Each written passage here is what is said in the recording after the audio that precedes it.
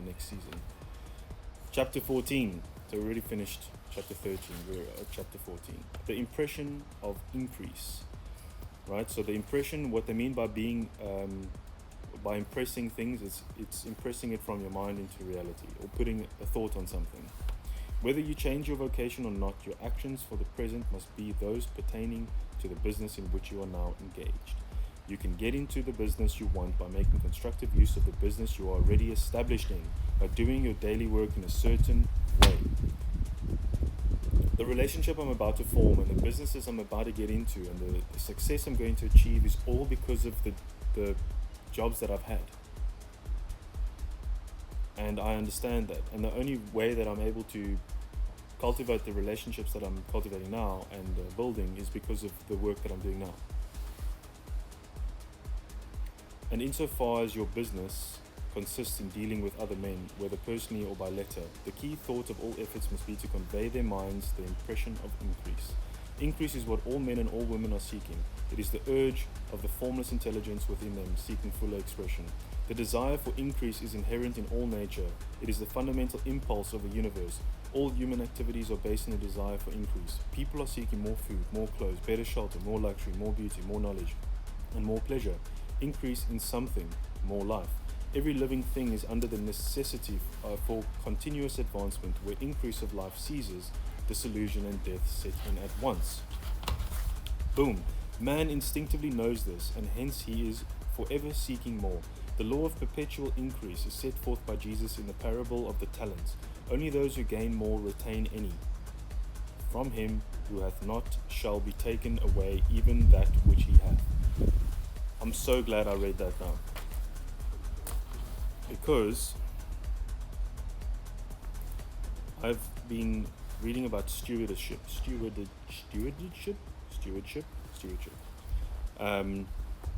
He talks about this. You are going to be given things, and you need to look after them and take care of them and use them. And so if you do, you'll get more. If you don't, it'll be taken away.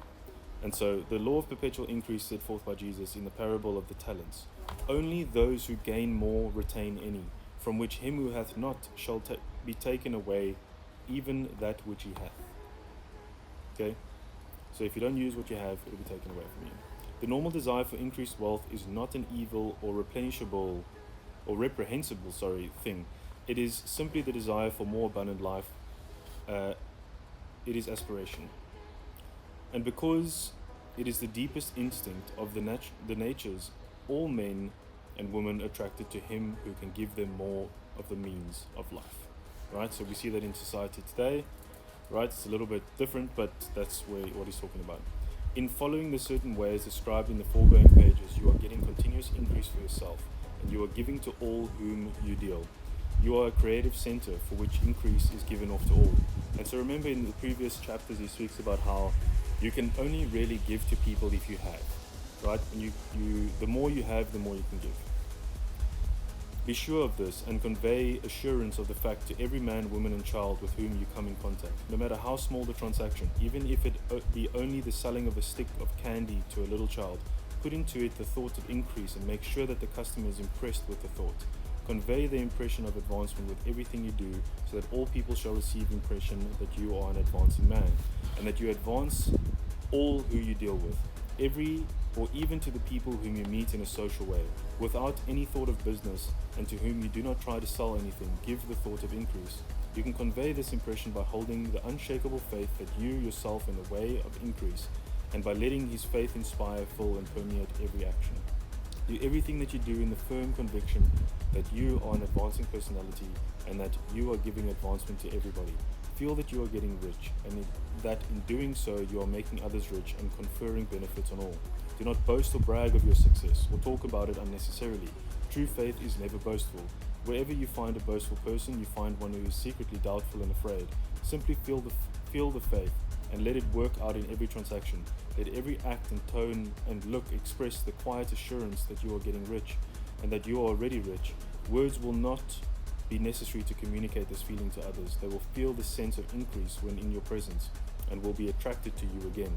You must so impress others that they will feel that in associating with you, that they will get an increase for themselves. See that you give them use value greater than cash value you are taking from them. Take an honest pride in doing this and let everybody know it, and you will have no lack of customers. People will go where they are given increase, and the Supreme, which desires increase in all, and which knows all, will move toward men and women who have never heard of you. Your business will increase rapidly, and you will be surprised at the unexpected benefits which will come to you.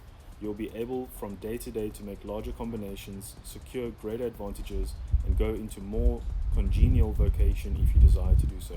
But doing all this, you must lose sight of your vision of what you want, or you must never lose sight of your vision of what you want, or faith and purpose to get what you want. Let me give you another word of caution in regards to motives. Beware of the insidious temptation to seek power over other men. Yeah, that's a crazy one right there. Nothing is so pleasant to the unformed or partially developed mind as the exercise of power or dominion over others. The desire to rule for selfish gratification has been the curse of the world. For countless ages, kings and lords have drenched the earth with blood in their battles to extend their dominions. This is not to seek more life for all, but to get more power for themselves. Today, the main motive in the business and industrial world is the same. Men marshal their names of armies, or men marshal their armies of dollars and lay waste to the lives and hearts of millions in the same mad scramble for power over others. Commercial kings, like political kings, are inspired by the lust for power. Jesus saw in this desire for mastery the moving impulse of that evil world he sought to overthrow. Read the 23rd chapter of Matthew and see how he pictures the lust of the Pharisees to be called master, to sit in the high places, to domineer over others, and to lay burdens on the backs of the less fortunate. And note how he compares this lust for dominion with the brotherly seeking for the common good to which he calls his disciples. Look out for the temptation to seek authority, to become a master, and to be considered one who is above the common herd, to impress others by lavish display, and so on. The mind that seeks for mastery over others is the competitive mind, and the competitive mind is not a creative one. In order to master your environment and your destiny, it's not at all necessary that you should rule over your fellow men, and indeed, when you fall into the world struggle for the high places, you begin to be conquered by fate and environment, and your getting rich becomes a matter of chance and speculation.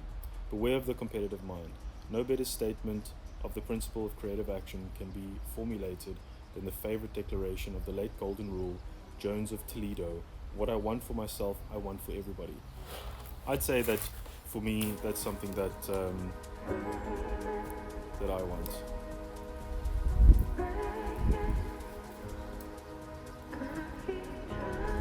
And I think people